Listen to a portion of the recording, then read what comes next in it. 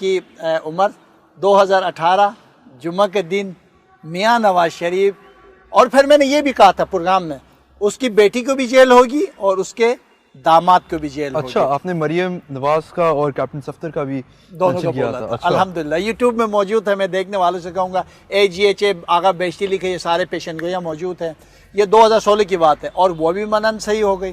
फिर सबसे बड़ी जो मेरी ज़िंदगी के अब तक यादगार जो प्रेडिक्शन है, जो अपनी रहती दुनिया तक जब तक मैं ज़िंदा रहूँगा, और इस पेशन गोई को, और जो लोग ज़िंदा इस चीज़ को जानते हैं वो भी इस बात की इत्तेफाक करेंगे। मैंने कहा इमरान खान वज़ीर आज़म बनेगा। और इससे पहले एक और पेशन गोई 25 जुलाई को इलेक्शन होंगे, ये भी 2016 पे किया था। अब आप इस चीज़ से अंदाज़ा लगाएं कि इस इल्म कितनी एक हकीकत है। गलत हो सकता है, इसके ये मतलब नहीं गलत नहीं होगा, मगर जब आप इसके ऊपर बैठ के तसल्ली से, कोशिशों से, ईमानदारी से आप इस इल्म में काम करते हैं तो फिर इसके मतलब हमारी पेशन गोइयाँ सही होती है। जी आगे साहब, मैं आपसे, अब क्योंकि आपने बोला कि आपकी माशाल्लाह ज़िंदगी की इतनी अभी तक एक्यूरेट प्रेडिक्शंस रही हैं फ्यूचर के बारे में जी, तो मैं फ्यूचर का भी ज़रूर आपसे पूछूंगा, लेकिन उससे पहले मैं आपसे ये पूछना चाहूँगा कि ये जो इल्म है, अक्सर लोगों की मिसकंसेप्शन है कि शायद कुछ लोगों का अपना बिलीफ है, लेकिन एक सोचा जाता है और कहा जाता है कि ये गुनाह है और इसके साथ साथ हवाई चीज़ों का भी ताल्लुक़ है।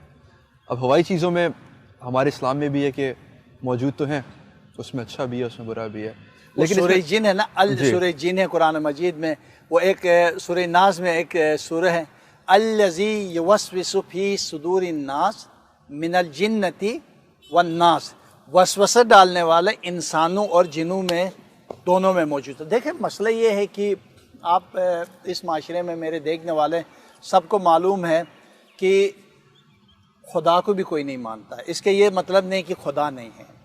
जो न मानने वालों की अपनी एक ज़ाती उनकी एक राय होती है, ठीक है, हम उनकी राय के एहतराम करते हैं। मेरी अपनी जो राय है ये एक इल्म है, जो नहीं मानते उनके लिए ज़बरदस्ती नहीं है, बाकी एक इल्म है। और जब रिसर्च करेंगे, तस्दीक करेंगे, तहकीकात करेंगे, सब चीज़ें तहकीक करने से पता चलता है इल्म। आप देखें ना, ये कैमरा है, हम यहाँ बैठे हैं, ये प्रोग्राम पूरी दुनिया में चले जाएगा, ये साइंस है ना। रिसर्च करने के बाद आज जनाब अली बहुत सी चीज़ें जो है वो आगे बढ़ती गई है। तो न मानने वालों से ये दरख्वास्त ये है कि आप लोग फतवा लगाने से पहले आप लोग थोड़ी रिसर्च करें तो ज़रूर आप लोग मानेंगे। जी उमर, आगे भाई वापस आते हैं आपकी प्रेडिक्शंस के ऊपर। अभी हम नवंबर 2018 में मौजूद हैं आज की तारीख में। आगे जाते हुए आपको पाकिस्तान का मुस्तकबिल कैसा लगता है? देखो, पाकिस्तान बहुत तरक्की करने वाला है, पाकिस्तान आगे बढ़ने वाला है, पाकिस्तान के स्टॉक एक्सचेंज ऊपर जाने वाला है, पाकिस्तान की करेंसी अगले 5-6 महीने में मजबूत होने वाली है। अच्छा, डॉलर के निस्बत रुपया वापस तगड़ा हो जाएगा। और मैं आपको एक और मज़े की बात बताऊँ, अगले 10 साल में और दुनिया का महंगी तरीन जब ये चाइना प्रोजेक्ट मुकम्मल होगा तो आपकी डॉलर नीचे होगा और हमारे जो करेंसी जो है वो ऊपर होगी, मजबूत होगी, अच्छा पायदार होगी। और खुसूसन जो बिज़नेस जो करते हैं उनके लिए आने वाला वक्त बहुत ही शानदार है। अलबत्ता मैं ये देख रहा हूँ, एक बड़ी पेशन गोई आपके पहली दफ़ा करके जा रहा हूँ, आपकी इस खूबसूरत शो और आपके नज़र कर रहा हूँ आपकी खूबसूरती का और आपकी जवानी का। और अगले जो सेटअप है वो भी इमरान खान का है, वो भी इमरान खान का, वो इमरान खान जीत जाएगा। इलेक्शन 2023 की इमरान खान जीतेगा, वज़ीर आज़म बनेगा, गवाह ये आपके सामने ये कैमरे और उस वक्त फिर आप मेरी तारीफ कर लेना, जब ये मुकम्मल होगी तो आप देखेंगे अगले भी सेटअप इमरान खान। और ये एक और मज़े की बात बताऊं कि ये जो 5 साल भी गुजारेगा, आगे साहब 2023 की इलेक्शन के पूरे 1 महीने बाद आपका मेरा टाइम बुक हो गया, वापस अभी से डन हो गया वादा। अच्छा आगे भाई ये बताएं कि आप प्रेडिक्शन जो करते हैं, अगर किसी के फ़ायदे में करें तो उसके साथ साथ किसी का नुकसान भी है, जिस तरह आपने बात की कि मियां नवाज शरीफ की आपने अगेंस्ट प्रेडिक्शन की जी, तो कभी आपको फेस हुआ है कि आपने किसी के अगर खिलाफ प्रेडिक्शन की या जिसमें किसी के लिए उसमें नेगेटिव आउटकम है कि उन्होंने आपके साथ कोई बदतमीज़ी की हो या आपको कोई रेजिस्टेंस फेस करनी पड़ी हो? देखिए, अभी हम जब वो पेशन गोई टीवी पे करते थे तो क्योंकि सारी दुनिया के एस्ट्रोलॉजर थे वो एक तरफ थे और मैं अकेले एक तरफ था, तो फिर क्या होता था, वो सारे लोग जो है वो मुझे समझते थे कि मैं तहरीक इंसाफ का कोई कारकुन हूँ और इसको इल्म आता नहीं है और ये मुहिम चलाता है। तो जब वो यूट्यूब में या फेसबुक पे या मुख्तलिफ ज़राए में लूट होता तो नीचे जितने गालियाँ मुझे देते थे आप कान पर हाथ पकड़ेंगे। जो मैंने अल्फाज उस कमेंट पे सुनता था ना, मगर मैं हंसता था क्योंकि मुझे पता था कि कल ये इन लोगों ने शर्मिंदा होना है, क्योंकि मुझे अपने इल्म पर पूरा भरोसा है। ये मन अन हकीकत एक इल्म है और इन लोगों का भी यकीन आने लगा कि मैं तहरीक इंसाफ का कारकुन नहीं था। हाँ, मैं हामी ज़रूर हूँ, ये एक अलग राय है। मैं पेशन गोई करता हूँ। क्या उस वक़्त मैं पीपल पार्टी की पेशन गोई करता था तो क्या मैं पीपल पार्टी का था? कभी नहीं। नवाज शरीफ के मैं पेशन गोई करता था तो क्या उस वक़्त मैं नवाज शरीफ का था? बिल्कुल नहीं। मैं ट्रम्प के हक में पेशन गोई करता था, क्या मैं ट्रम्प का था? तो ये बस लोग हैं, गालियाँ देते हैं लोग जब इनकी मकसद के मुताबिक ना हो। और ज़ाती हवाले से तो खैर कभी आज तक गाली नहीं पड़ी अल्हम्दुलिल्लाह। और बाकी जो बाहर जब इंटरनेशनल या पाकिस्तान की सियासत के ऊपर जब भी पेशन गोई करते हैं तो उस दौरान गालियाँ पड़ती हैं। अगर भाई आपके एक्सपीरियंस में जितना आपको अरसा हो गया इस फील्ड के अंदर, सबसे खौफनाक प्रेडिक्शन आपकी क्या थी? मोहतरमा की शहादत, मोहतरमा बेनज़ीर भुट्टो की शहादत इस मेरी ज़िंदगी का सबसे ख़तरनाक पेशन गोई थी और पूरी दुनिया हिल गई थी। और यहाँ तक कि आपको पता है हमारे इदारों ने भी पूछने शुरू कर दिए कि जनाब ये इतनी बड़ी पेशन गोई इसको कैसे पता चला, क्यों उस दौरान उस वक्त तक मुझे कोई नहीं जानते थे। अब तो जो भी पेशन गोई करते हैं लोग तो मुझसे फॉलो करते हैं। तो अचानक एक बंदे टीवी पे आ रहे हैं और उसने एक पेशन गोई की, जी मुझे मोहतरमा आगे वज़ीर-ए-आज़म नज़र नहीं आती है, उसके साथ परेशानियाँ मसाइल है। तो उस पेशन गोई के बाद एक तरफ पीपल पार्टी वाले हिल गए, यार एक बंदे ने इतनी बड़ी पेशन गोई की, कैसे की? और वो फिर हादिसा इतना बड़ा हो गया था और मेरे भी उसमें नाम आ गया, यार उससे भी पूछो इसने कैसे पेशन गोई की। तो बस आप इससे अंदाज़ा करिएगा कि मेरी ज़िंदगी की इस पेशन गोई ने मुझे कहाँ पहुँचाया और दुनिया हिल के रह गई कि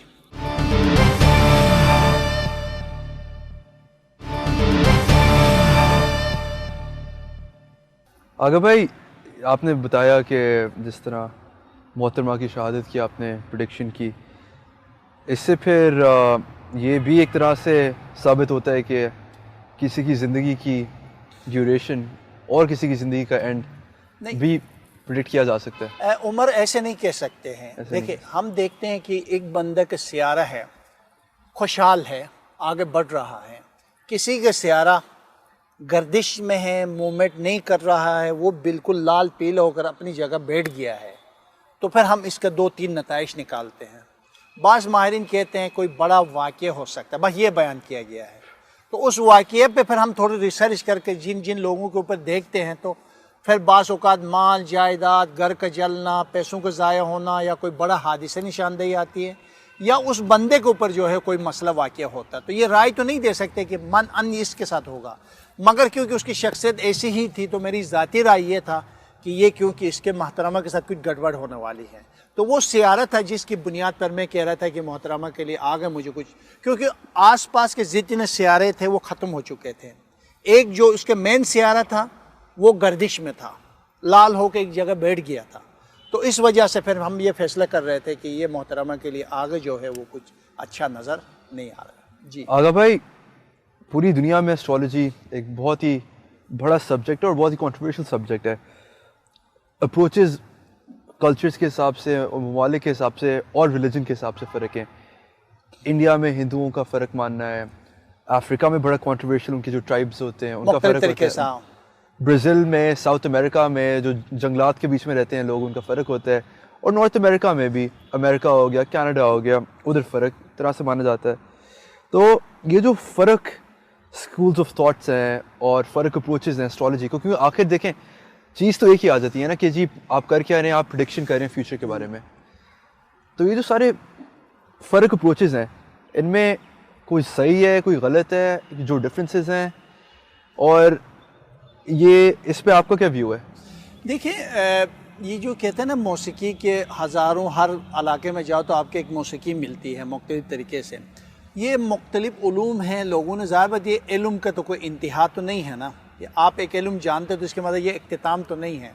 आपके सामने पहले कितना बड़ा मोबाइल आया था, अब हमारे सामने कितने, आप देख ले कहाँ से कहाँ साइंस। इसी तरह मुख्तलिफ दुनिया में फैले हुए उलूम हैं और हर इल्म की अपनी एक हैसियत है। और ये तमाम उलूम मैं आपको ज़िम्मेदारी से कहता हूँ कि ये पैगम्बरों से जाकर मिलते हैं। तो हज़रत मुख्तलिफ जो अनबिया अलैहिमुस्सलातु वस्सलाम आए हैं, कोई ना कोई हिकमत के साथ आए, किताब के साथ, कोई मौजज़ा के साथ, किसी इल्म के साथ आए हैं। तो ये तमाम उलूम उन पैगम्बरों से वाबस्ता है। ज़ाहिर बात है पैगम्बरान जो आए अब जो दुनिया के अंदर, फिर बाद में बहुत से लोगों ने रिसर्च करके कुछ चीज़ें चेंज किए हैं, कुछ तब्दील किए। जैसे मैं उलूम इब्रानी से वाबस्ता हूँ, फिर इल्म जफ़र से वाबस्ता हूँ। इसी तरह दुनिया के अंदर मुख्तलिफ लोग हैं। मैं वो जितनी दुनिया में अफराद पाए जाते हैं मैं उसको एक इल्म मानता हूँ और ये एक इल्म है, चाहे वो जंगल में क्यों ना हो। अगर भाई किसी की अगर आपने एक बार प्रेडिक्शन बैठ के उसका जायचा बना लिया अपने इल्म के थ्रू और प्रेडिक्शन आपकी आ गई, फ़र्ज़ करें इमरान खान की आपने प्रेडिक्शन ले ली, क्या किसी की तकदीर और किसी का फ्यूचर बदला जा सकता है? जी, तो आपने बहुत अच्छे एक सवाल किया कि हज़रत अली अलैहिस्सलातु वस्सलाम से पूछा कि तकदीर कैसे बदलती है। तो आपने कहा कि अगर तकदीर लिखी हुई है तो हम दुआ क्यों मांगते हैं। तो हज़रत अली अलैहिस्सलाम ने फरमाया कि शायद कि अल्लाह ने ये लिखा हो कि आप दुआ करोगे और मैं आपकी तकदीर चेंज करूँगा। ठीक है, रसूल खुदा सल्लल्लाहु अलैहि वसल्लम और कुरान मजीद के अंदर तकरीबन 21 से 22 ऐसी कुरानी आयात मौजूद है कि जिसके ज़रिए आपकी तकदीर किस्मत बदल सकती है। ख़ुद परवरदिगार आलम कुरान मजीद में कहता है कि आप मुझसे मांगो, मैं आपके शहरक के भी करीब हूँ, मैं आपकी बात सुनता हूँ, उसकी जवाब भी देता हूँ। तो यानी आप दुआ मांगते हो तो आपकी जो है वो तकदीर जो है वो तब्दील हो जाती है, चेंज हो जाती है। सदक़े से भी तकदीर बदल जाती है, कोई भी तकदीर। यहाँ तक कि लिखा है कि हदीस है रसूल खुदा सल्लल्लाहु अलैहि वसल्लम और कुरान में भी है, आप सदका दोगे तो बला और मौत जो है वो ताख़िर कीजिए। हदीस में है कि 3 दिन के लिए भी मौत को ताख़िर, आज मेरी मौत थी और मैंने सदका दिया तो परवरदिगार आलम कुछ अरसे के लिए ताख़िर करता। अच्छा, तो ये सदका जो है वो रद्द बला है। तो इसी तरह आपकी ज़िंदगी में दुआ तकदीर को बनाने के लिए, अल्लाह की कुर्ब हासिल करने के लिए और ज़िंदगी के जो मुश्किलात हैं उन पे आसानियाँ पैदा करने के लिए बाकायदा दुआ मांगने से, सदका देने से, कुरान पढ़ने से, आयतें पढ़ने से आपकी तकदीर बदलती है। आगा भाई हमारे पाकिस्तान में एक और स्कूल ऑफ थॉट मौजूद है कि रिश्ते से पहले काफ़ी ज़्यादा लोग क्या करते हैं कि वो सितारों को देखते हैं कि जी जोड़ी जो है बनती है कि नहीं बनती। इस पर आपको क्या राय है? देखिए, और ये बाकायदा बिल्कुल देखने चाहिए। आप उमर जब आप कोई चीज़ हिसाब लगाते हो बाकायदगी के साथ तो आपको हैरत होगी ये बात सुनकर कि सितारों में जैसे हम आपके सियारों के वो बनाते आदात निकालते हैं, उधर से उस लड़की के आदात निकालते तो पता चलता है कि इन दोनों का रिश्ता चल सकता है या नहीं चल सकता, बच्चों की मुताबिकत है या नहीं है, शौहर बीवी के साथ चलेगा नहीं चलेगा, बीवी शौहर के साथ चलेगी या नहीं चलेगी, सारा पता चलता है। ऐसे तो नहीं आगे जाकर शौहर तलाक देगा, इनके रास्ते अलग हो रहे हैं। तो ये एक इल्म है, बाकायदा पता चलता है। और सबको चाहे कि अपने बच्चों से कि शादी करने से पहले शर्त ये है कि कोई इल्म जानता हो, कोई ऐसे ना हो यहाँ तो हर गली में आप ये मुनाफा बख्श कारोबार बन गया तो हर लोगों ने उमर हर गली में खोला। यकीन करें उमर मुझे 10 साल लगे कि ये इल्म साबित करने के लिए इल्म है। अब लोगों को यकीन आए कि ये इल्म है, वरना लोगों को यकीन नहीं था। यार हम बिलीव नहीं करते हैं, क्या यार ऐसी लोग बस लोगों को बेवकूफ़ बनाते हैं। गैब का इल्म खुदा जानता है, बिल्कुल गैब का इल्म खुदा जानता है, मगर खुदा ने इल्म दी है। आज आगा खान में जाए, किसी भी हॉस्पिटल में आप जाएँ, अगर कोई बीमार हो लाइलाज हो तो उसे कहते यार घर लेके जाओ, तो ये क्या, ये इल्म है ना, वो अपने इल्म से बताता है, ये नहीं बच सकता। तो ये एक बुनियादी तौर पर इल्म है और इस इल्म से पूरा फ़ायदा उठाना चाहिए। अगर साहब ये जो बात आपने की सितारों की, जी, अब सितारे कंसिडर किए जाते हैं सोलर सिस्टम में और सोलर सिस्टम का अक्सर नाम जोड़ा जाता है साइंस के साथ। तो जो आपका इल्म है उसमें साइंस का कोई दखल है या नहीं है? देखो, उससे पहले ये जो इल्म है एक साइंस ही थी। इससे पहले जो इल्म थी ये इल्म उस ज़माने के साइंस थी। तो आज के दौर में साइंस और ये अपनी जगह पर, क्योंकि साइंस ने तरक्की कर गई, जदीद आलात और दीगर चीज़ों के ज़रिए तो ये इल्म अपनी जगह पर मौजूद है, क्योंकि हम इस चक्कर में पड़े हुए हैं कि ये जायज़ है या नाजायज़ है, हराम या हलाल है। क्योंकि यहाँ पाकिस्तान में कहीं नहीं पढ़ाया जाता, हर कोई अपने हिसाब से एस्ट्रोलॉजर बना हुआ है। और यूरोप में पढ़ाए जाते हैं, यूके, अमेरिका, कनाडा में बाकायदा इसके क्लासेस होते हैं, ईरान में बाकायदा पढ़ाए जाते हैं इस इल्म को। और यहाँ पर जो है वो सिस्टम ने हर कोई अपनी किताब खोलकर अपनी ही एक सिलसिला को आगे बढ़ाए हैं। तो ये एक इल्म है। आगा भाई, आपको सबसे ज़्यादा मज़ा कहाँ आया काम करने का? पाकिस्तान में आया, यूरोप में आया, अमेरिका साइड पे आया? मुझे यूके में बहुत मज़ा आता है। यूके में बहुत मज़ा आता है, क्योंकि वहाँ का टाइम क्या होता है पता है? आपने जब टाइम दिया जी, तो उसी टाइम पे बंदा दरवाजे पे खड़ा होता है। यानी एक सेकंड आगे पीछे नहीं होता। पाकिस्तान में तो कहते हैं ना कि आप जो टाइम दो उससे 20 मिनट छोड़ के 20 मिनट आगे का वक्त रख के नहीं, 1 घंटा, 1-1.5 घंटा। शादियों के अगर आप कभी वो करें तो 1.5-2 घंटे बाद वहाँ तो सवाल ही पैदा। आप खुद तो आपको पता है, मैं जब वहाँ टाइम देता हूँ, मैं किसी को 8 बजे देता हूँ तो यकीन करें 7:55 में वो बंदा दरवाजे पे खड़ा होता है कि हम अपने टाइम पे आ गए। तो वो टाइम जो है वहाँ, क्योंकि अहमियत होनी चाहिए ना, वो बहुत बड़ी है। अगर भाई आपको सॉरी मैं इस चीज़ को बार-बार प्रोफेशन बोल रहा हूँ, इस इल्म का आपको इसकी सबसे इंजॉयबल चीज़ क्या लगती है, जो आपको मज़ा आता है जिस चीज़ का? जब मैं पेशन गोई करता हूँ तो जब उसके काम होता है, कोई बे औलाद खातून कहती आगा जी मेरी अल्लाह ने आपकी उन दुआओं से पढ़ने से मेरे काम हो गया। कोई ऐसे खातून जो अपनी ज़िंदगी से मायूस हो चुकी थी कि मेरे ये काम नहीं हो सकता, जो पढ़ने के बाद कुरान के सूरह आयतें पढ़ने के बाद कहती आगा जी मेरे ये काम हो गया।